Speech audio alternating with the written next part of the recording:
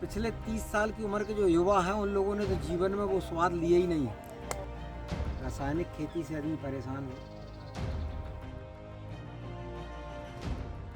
मैं मनोज आत्मा श्री हरिशंकर राय, निवासी साली चौका रोड, तहसील गाडरवारा, जिला नरसिंहपुर, मध्य प्रदेश।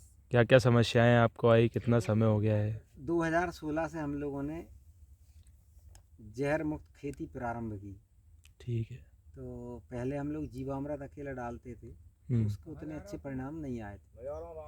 तो जो आप लोग ऑर्गेनिक फार्मिंग जरूर बोलते हैं, हम लोग सिर्फ उसको प्राकृतिक खेती। ऑर्गेनिक फार्मिंग भारत में छलावा है। रासायनिक खेती से आदमी परेशान हो और ऑर्गेनिक खेती करे और ऑर्गेनिक में इतना परेशान हो जाए कि वो वापस फिर रसायन पे जाए। इसका हल सिर्फ है अपनी प्राकृतिक खेती। उसका नाम जो भी बोले, गाय आधारित, मार्केट से खरीद के कुछ नहीं लाना। तो इसमें हम लोग बीजामृत से बीज उपचार करते हैं, अपने गाय के गोबर गोमूत्र गुड़ बनाते हैं, तो उसका जो मैल निकलता है। इस खेती की सबसे मुख्य विशेषता है कि हमारी खेती में वेस्टेज कुछ नहीं, सब चीज़ें उपयोग में, सब चीज़ का उपयोग होता है। गुड़ जो बनाते हैं तो उसका जो मैल निकलता है तो उसका हम लोग उपयोग करते हैं। इसमें घन जीवामृत में करते हैं, उसमें डाल देते हो। गाय का दूध बनाते हैं तो निकलता है, घी बनाते हैं तो जो मट्ठा निकलता है उसका उसमें उपयोग होता है। हमारी अभी जो धान में हम लोग कीट नियंत्रक भी उस मट्ठे से ही बनता है। अभी आपको मैं बता नहीं पाया, बहुत सारे हम लोगों ने नीम के झाड़ खड़े करके रखे हैं। ये अंडी लगी हुई है, तो सीताफल लगा है, तो कंजी लगी हुई है। ये सब इसके लिए मुनगा का जो तैयारी, वो 10 पर्णी अर्क एक जो बनता है, सब पत्ती वो उसमें काम आ जाती है। इसमें कीट और रोगों को कैसे नियंत्रित करते हो आप, जो लगते हैं उसको? लगभग तो 80-90% तो आवश्यकता पड़ती ही नहीं है। पड़ती है तो उसके लिए हम लोग तैयारी रखते हैं। 5 पत्ती काढ़ा बना के रखते हैं पहले रेडी। अभी इस बार हमने खट्टी छाछ पुरानी वाली, बहुत 1 साल से उसको सुरक्षित रखा था, उसका उपयोग किया। तो उसमें आप देख के आप माहू का कहीं कोई हमको समस्या आई तो थी थोड़ी सी, लेकिन वो आप लोग को नुकसान नहीं दिखा होगा। और एक जो छलावा चलता है कि जैसे अपन केमिकल का उपयोग बंद कर दे तो उत्पादन कम हो जाता है फसल का। अगर हम फसल तैयारी से अगर करें तो पहली साल में उत्पादन नहीं घटेगा। हम लोग जो अभी जो ट्रेंड चल रहा है अपने क्षेत्र में, वो नियम विरुद्ध है कि हम लोग धान के बाद गेहूं लगा रहा है। एक दल की धान हो गई और एक दल का गेहूं हो गया। अभी गेहूं धान काट के हमें दलहन या तलहन लगाएं, कोई उसमें अंतर नहीं आएगा, बराबर पर्याप्त उपज आती। जैसा कि उसके जो नियम है, बीज उपचार, फसल विविधीकरण, घन जीवामृत, आच्छादन, और हर 20 दिन में जो स्प्रे होना चाहिए, अगर हम इतना पर्याप्त करें तो पहले साल में आपकी उपज नहीं घटेगी। और इसमें खरपतवार नियंत्रण कैसे करते हैं फसलों में फिर? आच्छादन से ये क्या होता है? आच्छादन मतलब फसल अवशेषों की मल्चिंग। अच्छा। प्लास्टिक नहीं लगाएंगे। अच्छा जी। और थोड़ी सी शुरुआती दौर में जब आप करेंगे तो नया जो भी करेंगे तो ज्यादा बड़ी मात्रा में नहीं करें तो मार्केट की दिक्कत। छोटे छोटे से स्तर पे विविध बहुत सारे आइटम हमारे पास उपलब्ध रहेंगे तो फिर जो व्यक्ति लेते हैं तो उनको सब कुछ चाहिए आपसे। तो उस दिशा में हम लोग, आप देख रहे होंगे, कर रहे हैं प्रयास। एक बात और ये बताइए कि जैसे कि जो भी उत्पादन होता है तो उसको आप मंडी में तो बेचते नहीं है? आज तक हम लोगों ने पिछले 9 साल में नहीं देखी। अच्छा, तो आप ये चाह रहे हो उत्पादन क्या करते हैं इसका, बाहर बेचते हैं, कैसा क्या करते हैं? बाहर भी भेजते हैं, लोकल में भी लोग लेते हैं, सब प्रकार का है। घर से बेच देते पूरा? संपर्क कैसा हो पाता है कि हमने को इनको देना है? 1-2 जगह तो हम लोगों ने मार्केट में स्टॉल लगाए थे, जैसे अपने अच्छा जो गोविंदनगर में होता है, और इंदौर में एक मेला लगता है, कृषि मेला। वो नहीं, कृषि मेला नहीं, जैविक महोत्सव ढक्कन वाले। अच्छा। उस पे हम 3 साल से लगा रहे हैं। बाकी माउथ पब्लिसिटी ज्यादा चलती है इसमें। आपने हमसे खरीदा, फिर आपने 10 लोगों को बताया, ये मुख्य है उसका।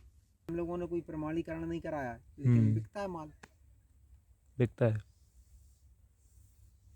अभी तो कोई दिक्कत नहीं शुरुआती दौर में, लेकिन सारी तरफ से दिक्कत हुई थी। अगर कोई करना चाहे तो वो कैसे कर सकता है? करना चाहे तो पहले तो अध्ययन करें, पर्याप्त जो लोग कर रहे हैं उनका धरातल पे जाके देखें, और स्थानीय स्तर पे आपके पास कौन सी चीज की डिमांड आएगी जो आपको बेचने में दिक्कत ना हो।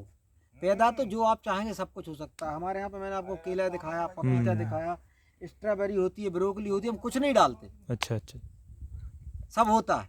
लेकिन आप एक बार मान लो आपने 5 एकड़ में लहसुन लगा दिया, अब उस ऑर्गेनिक, और आप उसको बेचने में दूसरी बार कहेंगे यार वो इतना बार कहाँ पे बेचने जाएंगे। आप धान में कौन कौन सी वैरायटी लगाते हैं? धान में हम लोग बासमती लगाते हैं, क्रांति लगाते हैं, मोटी धान, और विष्णुभोग लगाते हैं। और गेहूं में? गेहूं में हम लोग सोना मोती मुख्य फसल, पैगंबरी, खपली भी लगा रहे हैं इस बार थोड़ी सी, और एक लोकमन हमारे स्थानीय स्तर पे। चना भी लगाते हैं? चना भी लगाते हैं इस बार, बड़ा डॉलर चना भी लगा रहे हैं। अच्छा अच्छा अच्छा अच्छा। बटरा भी लगाते, जो काला चना जो आता है छोटा वाला? नहीं काला नहीं, हम लोग देसी 300। हाँ, वो देसी जो लाल कलर का आता है वही, उसको काला ही चना बोलते हैं। और सोयाबीन तो आप लगाते नहीं होंगे? सोयाबीन हम नहीं लगाते। मूंग लगाते हैं, तुअर लगाते हैं, ज्वार लगाते हैं, बाजरा लगाते हैं, लहसुन हरा कल्दी तो आपने देखी है अभी। लहसुन भी है, आलू भी है, गोभी वगैरह सब थोड़ा थोड़ा सब है घर परिवार के हिसाब से। इस बार मेथी है, धनिया है, ये थोड़ी सी बड़ी बाजार से तो लाते नहीं है आप? घर के लिए जो पूरा करते कि जहाँ तक हाँ हाँ, वो घर पे ही रहे तो थोड़ा अच्छा है अभी। लेकिन हम ये कहेंगे पूर्ण रूपेण सब कुछ हम बाजार से दूर हो गया अभी, ये बात ये तो। हाँ, लेकिन ये कहेंगे अपने घर खाने के लिए जो लगता है उसमें 70% से ऊपर हम पहुँच गए हैं। अब एक बात और ये बताइए कि केमिकल से जो फसल उत्पादन हो रहा है और जो आप नेचुरल जो उगा रहे हैं यहाँ पर, उसका स्वाद में डिफरेंस तो 100% होगा। 100% उसके स्वाद में अंतर है। और मेरे पिताजी वो खड़े हैं 83 साल के हैं। अच्छा। उनको कोई भी दवा नहीं चल रही। अच्छा अच्छा अच्छा। 1 रुपए की। हमारे परिवार में इन लोगों को हमने कोई भी टीका नहीं लगवाया। अच्छा अच्छा। आज तक सामान्य बच्चों की अपेक्षा वो बीमार कम पड़ते हैं, वर्किंग कैपेसिटी भी अच्छी है। स्वाद में भी अंतर होगा? स्वाद तो 100%। स्वाद तो के मामले में मैं आपसे ये कहूँगा, चावल हो, गुड़ हो, सब्जी हो, फल हो, पिछले 30 साल की उम्र के जो युवा हैं उन लोगों ने तो जीवन में वो स्वाद लिया ही नहीं है। अच्छा अच्छा अच्छा। ये बिल्कुल गारंटी है। इसमें हम लोगों ने जल संरक्षण के लिए भी किया है, फसल विविधीकरण भी बढ़ा रहे हैं, और जो फलदार वृक्ष है, कुछ औषधि वृक्ष है, उनको भी धीरे धीरे थोड़ा थोड़ा सा जितना बन पड़ रहा है वो बढ़ाते हैं। आपको कौन कौन सी परेशानियों का सामना करना पड़ा इसके लिए जो आपने करा है? लेबर प्रॉब्लम थी, और पर मार्केट शुरुआती दौर में। फिर प्रोसेस थोड़ी सी शुरुआती दौर में हम लोग बगैर तैयारी कूदे थे तो उपज भी घटी। फिर उसमें जो सबसे बड़ी समस्या आई, प्रोसेसिंग जो करते थे उसमें उतनी सी चीज़ को कैसे प्रोसेसिंग करें उतना अच्छा। 5 साल लग गए हम लोगों को गेहूं की सही ग्रेडिंग कराने। अच्छा। और फिर मार्केट की दिक्कत थी। अब जाके मामला अभी आप हमारा पिछला सब कुछ अपने पास कुछ नहीं है उपलब्ध। अब सब मार्केट अब सब आपने बनाया? धीरे धीरे सब होता जाता है।